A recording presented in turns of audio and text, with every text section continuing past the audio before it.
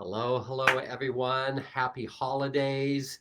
It is December 16th, 2025, and this will be our last Facebook Live of the year. It's been an amazing year. I appreciate you all for sharing this journey with me, coming in and watching, listening every couple of weeks as we do these different Facebook Lives. And today, because we're just about ready to roll into, or I guess we have already started the holiday season, I want to talk about how to manage your stress during the holidays. So, you know, the holidays for a lot of people, especially people that are already dealing with significant amounts of pain, like CRPS, can be very, very challenging. So I'd like to give you all a few tips. And it looks like I have a green haircut here, so I'm just going to move that plant out of the way. Little technical issues. So first thing I'd like to talk about is setting the bar. A lot of us, we go, okay, it's the holidays, and I've got to go to my parents and my kids and my friends and this work thing and that thing, and most of us, we try to cram in too much, and we say, well, it's only once a year, and so therefore it's okay if we put all of these different activities in our schedule. But I'd like to give you permission to say, no, you don't have to do all of these activities. Setting the bar much lower is much healthier for you in emotional way, is much healthier in a physical way, is much healthier in every single organ in your body, and and in how you are going to feel over one of the most important periods of the year, which is from now through the new year. So that is number one. Let's lower the bar. We don't have to go to every single party that there is. We don't have to talk to every single person that wants to talk to us.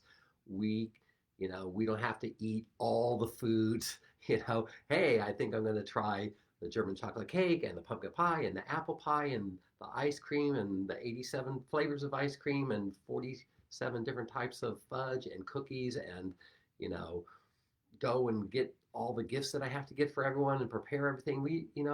It's all right. We don't have to do that. That's all, what's important is what's in your heart for you. That is all that counts. So take a breath, step back. Now's the time to make a game plan from now to the end of the year. But, let's just lower that bar. So, our next thing I'd like to talk about is our schedule. There we go. So we're going to lower the bar. We're going to look at our schedule.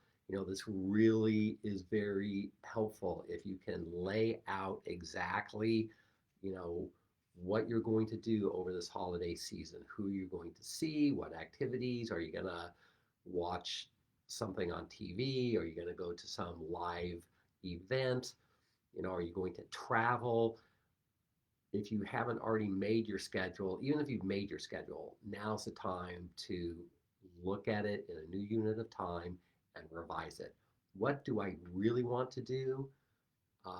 And what do I not want to do? There's no have to. What do I have to do? There is no have to. There's only you, what you want to do. And if anyone's telling you in your life that you have to do something, that's a good sign that that would be a good person to just take a half a step back from, because life can be challenging enough without people telling us what you have to do. All right, so I hope that helps. Movement, yes, motion. What doesn't move? Rocks don't move. Dead things don't move. What does move, or what is movement, is life. And it's very easy, especially with the horrible pain levels that people have with CRPS, to be as sedentary as possible. Now, that being said, I don't want you, if movement hurts, of course, then don't move. You have to but I want you to move as much as you can move, right? Everyone has different levels of CRPS. It impacts them in different ways. Lots of people I see are in wheelchairs, and maybe the only thing they can move is their neck. Other people, their CRPS might be in their wrist, and they're still able to go for a walk through the neighborhood. So you have to pay attention to where you're at. But in terms of motion, the more motion that you can do, the better. Our heart pumps our blood out into the body, and all of our arteries, which is that's what's carrying the fresh oxygenated blood out to all the cells of our body. It has three walls: an outer protective wall, an inner wall, and a middle wall. And the middle wall of the arteries is muscle, and the arteries constrict to help pump blood through our body and control where the blood is going. So, like for some of you that have POTS, you're laying down, you're okay, and then when you stand up, all of a sudden you're dizzy. Well, why are you dizzy? For what should happen is we have pressure receptors in the arteries in our neck, and when we go from laying to standing, those receptors should go, oh, there's a change in our blood flow. So instead of keeping the arteries wide open, we're going to constrict the arteries, excuse me, so that we can maintain our normal blood flow and blood pressure in the brain. When this doesn't happen, which is an autonomic nervous system thing, then our brain doesn't get enough blood, or if it goes the other way, too much blood, and this dysautonomia can create headaches, dizziness, all those different things.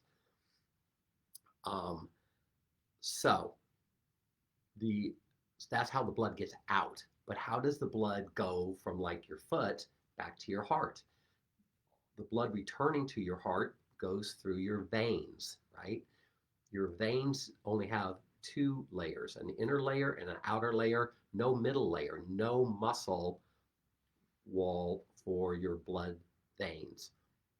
So, how does the blood get pumped back? Well, your veins are primarily closer to the surface, and they're closer to the major muscles of your body. So, when you contract the muscle pushes on the blood vein and squeezes it, kind of like how you squeeze a tube of toothpaste. So, what happens when you squeeze a tube of toothpaste? The toothpaste goes out one end. Why doesn't it go both ways? Because, of course, your toothpaste tube is closed at one end. Well, then how does that work in our veins? Because our veins are a long, hollow tube like a garden hose. Why doesn't when the muscle contracts to squeeze on the blood vein and push blood to the heart, why doesn't it push the fluid both ways? Well, it does. But we are divinely created, intelligently created, and part of that creation of our bodies is our veins have a whole bunch of one-way doors, all going toward the heart. So let's say we have a little 6-inch chamber, the blood comes into that section, and then when a muscle constricts, it does push the blood both ways, but the blood will go one way, hit the door, the little valve, they're called valves, and that one-way door, if you're going the wrong way, shuts, and the blood can't go back down toward your feet. It can only go pushed up 6 inches more toward the heart. So motion is very important for lots of reasons. One is it's going to help pump our blood that's already been used, and the oxygen that is lower in it, back toward the heart. So even if you can only squeeze your toes a little bit, or your foot or your finger, contract a muscle, your adductors, your quads, your hams, any muscles, you don't need like a full constriction, contraction to get the blood flowing. If you can just move a little bit, this is going to help pump the blood um, back to your heart, so then it can get fresh oxygen, fresh nutrients, and get pumped back out. And then the other thing is we need motion for, motility of our digestive tract. We need, if we can, to get some light exercise, even just if we can, ideally, the research says if we can get 22 minutes of exercise 3 days a week with our heart over 90 beats per minute, then this is enough to maintain fitness. Now, if you already have an elevated heart rate, if you're immobile and you can't do that, then call us and we can give you a more specific plan around that. But in general, for those of you that can exercise, motion is vital for vitality. All right. What is our next? Breath, breathing. Okay, so you've all heard me speak many, many times about our parasympathetic nervous system, about sympathetic go go go, parasympathetic rest and digest, and how parasympathetic is mediated by our vagus nerve, right? And so one of the ways that we can stimulate our vagus nerve is through breath work. And one exercise that we do in our office is 3 seconds breathing in through the nose, 4 seconds exhaling out through the mouth. This slow breathing in helps fill our lungs with oxygen, and then our blood, right, with oxygen. And then the exhaling is getting rid of the carbon dioxide that is the waste product of um, our, our cellular activity. So, on a regular basis, making sure that you're breathing. A lot of us that are in pain, we tend to hunch over and we're collapsing the field that our lungs can expand into. So, one of the tricks that the Army does is good posture is to pretend you have an eye screw, one of those screws with a hole at the top, right? In the top of your head, and someone's tied a rope there and they're pulling you straight up. Straight up is the best way to maintain posture. The second thing is pretend you've got a little tennis ball back between your shoulder blades and you're kind of pushing back. Most of us, we kind of lean forward and roll our shoulders forward as well. That's collapsing our lungs. Very hard to get good oxygen that way.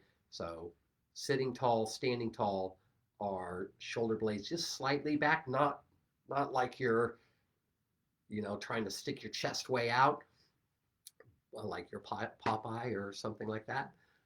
But just a slight contraction of our shoulder blades as if there's an imaginary tennis ball there will help maintain good posture. That's going to allow space for our lungs to expand because we need them to expand up into the apices of that chest cavity, back behind our collarbones, but also down, right? Down into the abdomen. So doing very purposeful breathing exercises throughout the day helps lower our stress, increase oxygen into the body.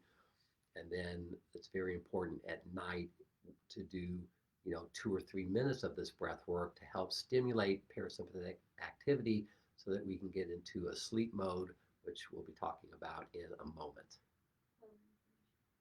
Lower inflammation. Yeah, one of the fun things for the holidays are all those yummy foods to eat, all those different things that are full of sugar. And as awesome as that is, sugar creates inflammation in the body. Sugar is going to make you more sore, more achy, more headachy, more tired, more in pain. The other thing that is a major consumption trigger for our blood sugar levels and inflammation is alcohol. All alcohol breaks down into sugar in the body, and then that is going to increase our systemic inflammation. It's going to make all of our pain receptor sites more sensitive, and so we're going to feel more pain. So to the extent that you can lower your alcohol consumption, if you drink alcohol, and lower your sugar intake, especially refined sugar, right? All those cookies and cakes and ice creams and sodas, to the extent that you can lower that. 1 bite, 2 bites, okay, you can taste it. Wow, that's great. Enjoy that for what it is. But look at the bigger picture of, okay, I want to have lower inflammation. And the key to lower systemic inflammation is to decrease our refined sugars and alcohol intake. Boundaries. My office manager, Danielle, is the most amazing person I've met in my lifetime for boundaries. Sorry for the emotions, but she is my gift to myself in this office, to my patients. She is so phenomenal. And, I'm going to be 67 Christmas Day. That's my birthday.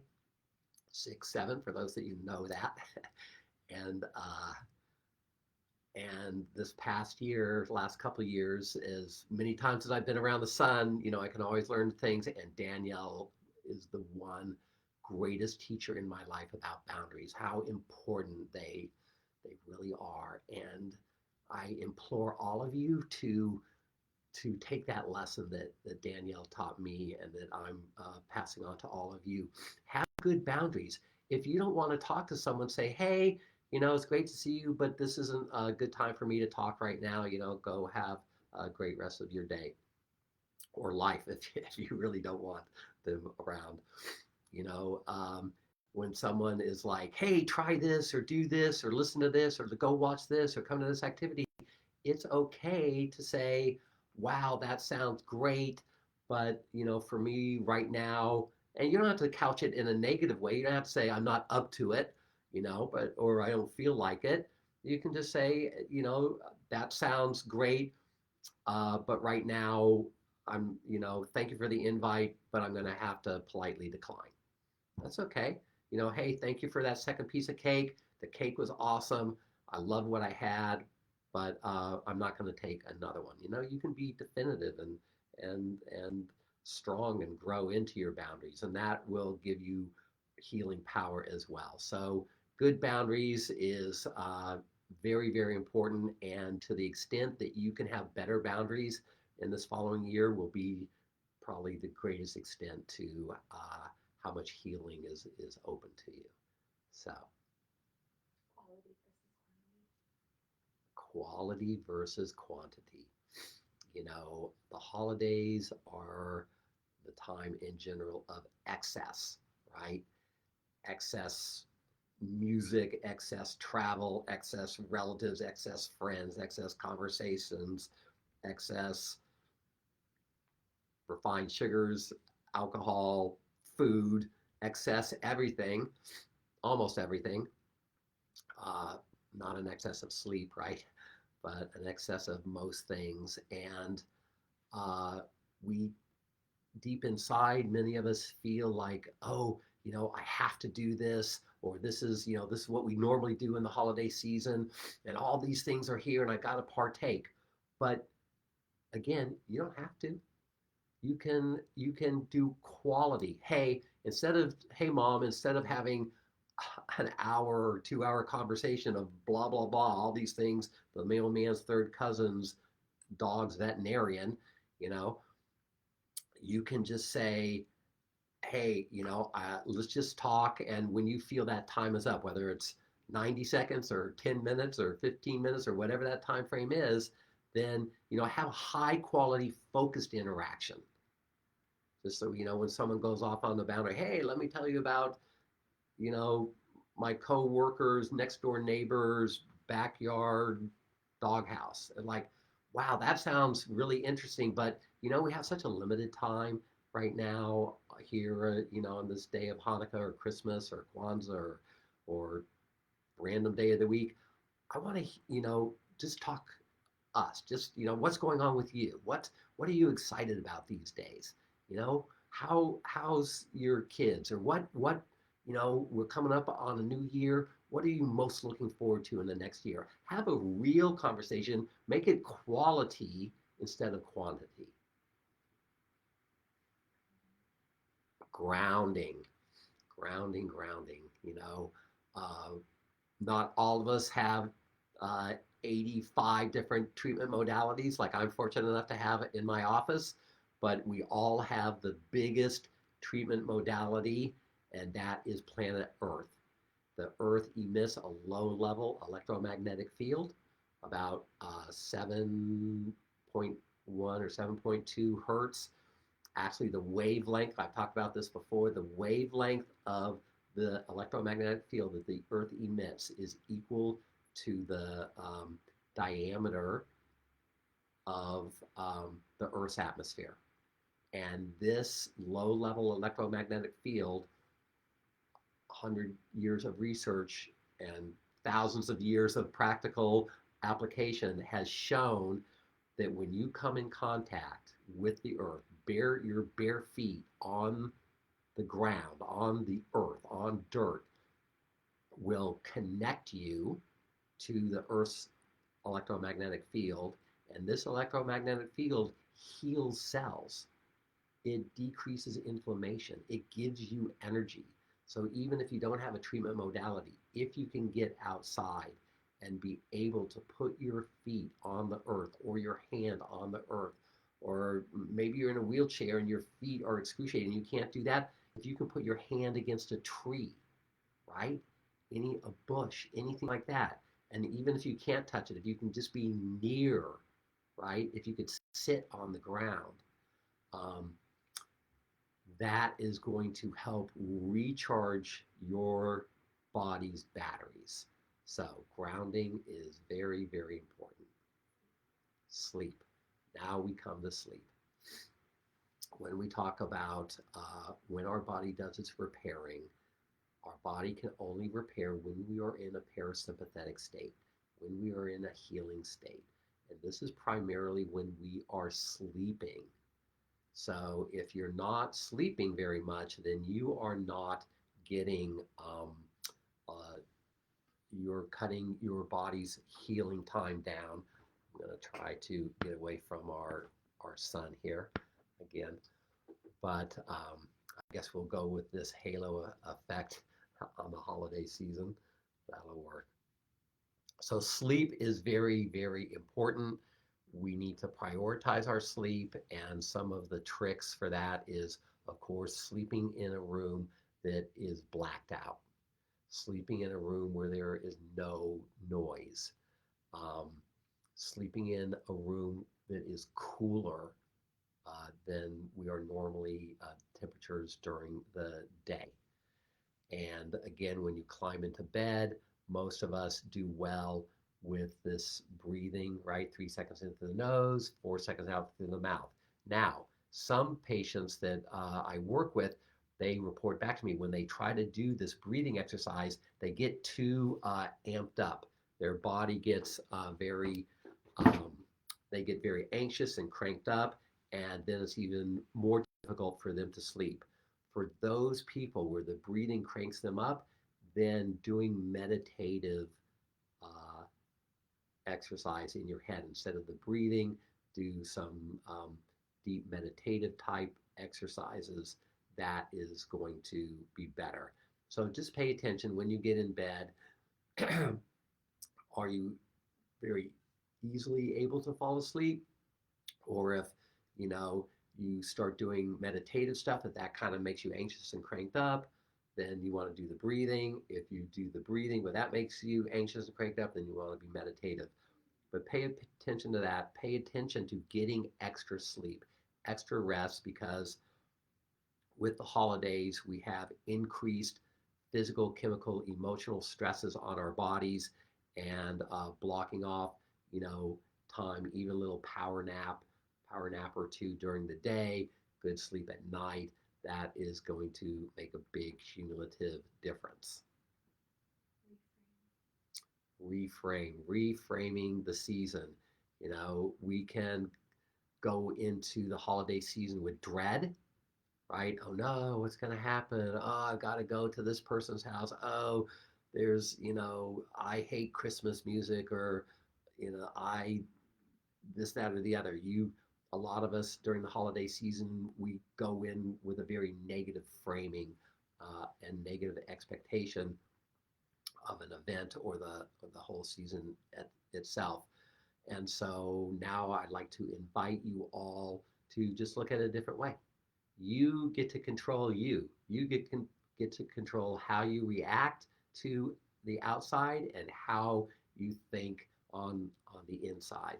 So instead of going with dread, you could say, "Hey, you know, what am I looking forward to? What makes me happy?" Or, I'm gonna eat 10% less, or I'm going to do 5% less activities than I normally do, or 50%, or, 1%, whatever you decide to do. This holiday is going to be great because I have more tools to use now than I did before I listened to Dr. Pascal's podcast, right? So, and this next year, I really hope and am putting out to all of you that it will be your best year ever to date. That it will be the year that you achieve the all the important things that you want to achieve in this coming year in all the different areas of your life. I'd like to thank you again for joining me, for listening to this, whether you're listening to it live or you're listening to this recorded. Again, this is actually the end of my 39th year of treating patients. I started treating patients in clinic in January of 1987 at Palmer West Chiropractic Clinic in Cupertino, California. And so it's been amazing, amazing 39 years of treating patients. I cannot wait for January to start and try to serve even more people and do an even better job. I want to thank all of you for all the support and faith and confidence and trust that you've placed in me. Please reach out if you ever have any questions. You can call us, email, text. And, if you haven't come to see me, if you can find a way to make that happen, I would love to be able to help you with the issues you're dealing with. And with all that said, I'd just like to say God bless you all and happy early New Year. Thanks for joining me.